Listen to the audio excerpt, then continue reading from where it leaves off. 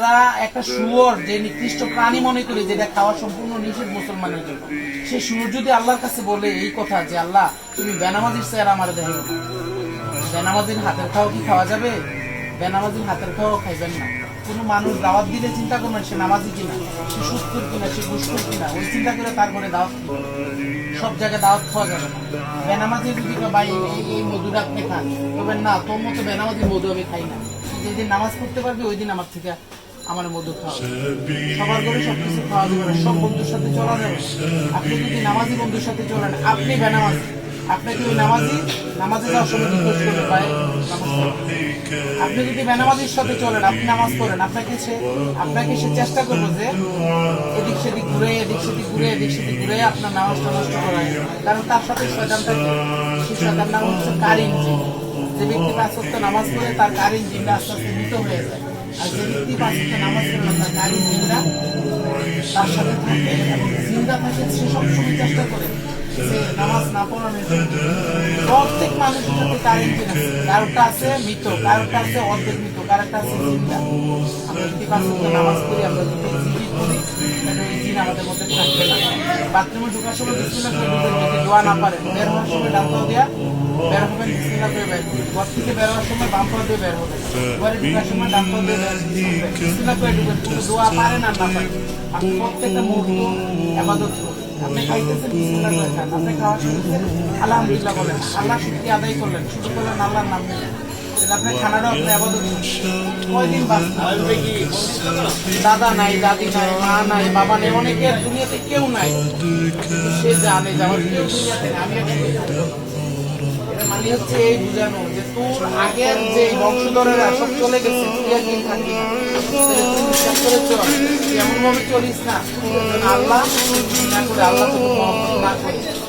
আল্লাহ ব্যবসা মহিলারাও খাওয়ায়, আল্লাহ সুদ করে খাওয়ায়, আল্লাহ গোস করে খাওয়ায়, আল্লাহ যে নামাজ পড়ে না ইহুদি তারও খাওয়ায়।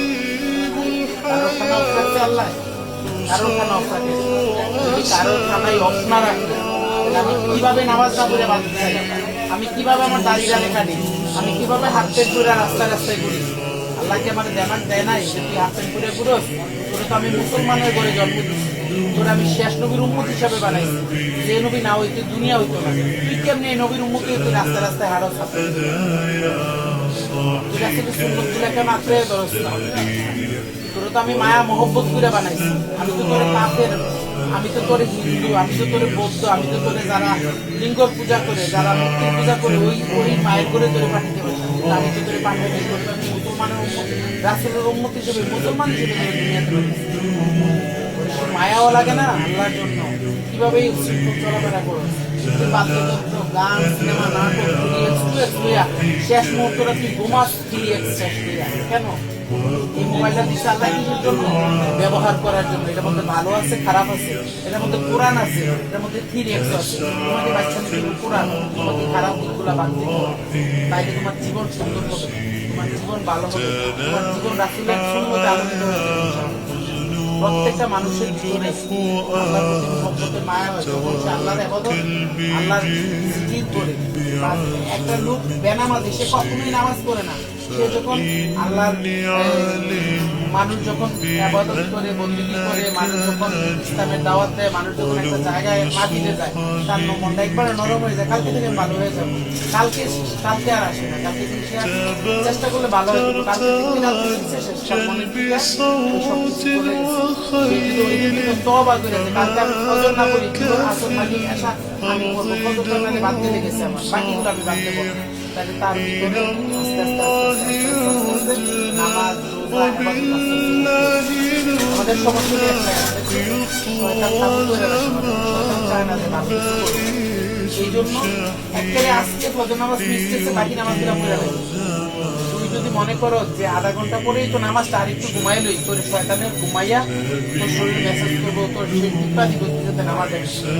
কারণ শয়তান খুশি হয় যে আল্লাহ তার গুলো থেকে বিরত থাকুক, আল্লাহ ঠিক আছে বিরত হয়ে যাক, আমার মহব্বত করে। মানে দেখ আমাদের এখন সমাজের অবস্থা কি করতেছে, আমাদের আল্লাহ ইহুদি বানানে মুসলমান বানাইছে না। আমি তো ওইখানে যুদ্ধ যদি নাও করতে পারি, আমি এখানে হাত তুলে আল্লাহর কাছে দোয়া করতে পারি, আমি একটা রোজা রেখা দোয়া করতে পারি, আমি দুই একটা নরমাল থেকে দোয়া করতে পারি, আমি দুই চোখের পানি ফালাইয়া তো আল্লাহর কাছে দোয়া করতে পারি। এইটাও মুসলমান করে না, কিছু কিছু মুসলমান এইটাও করে না।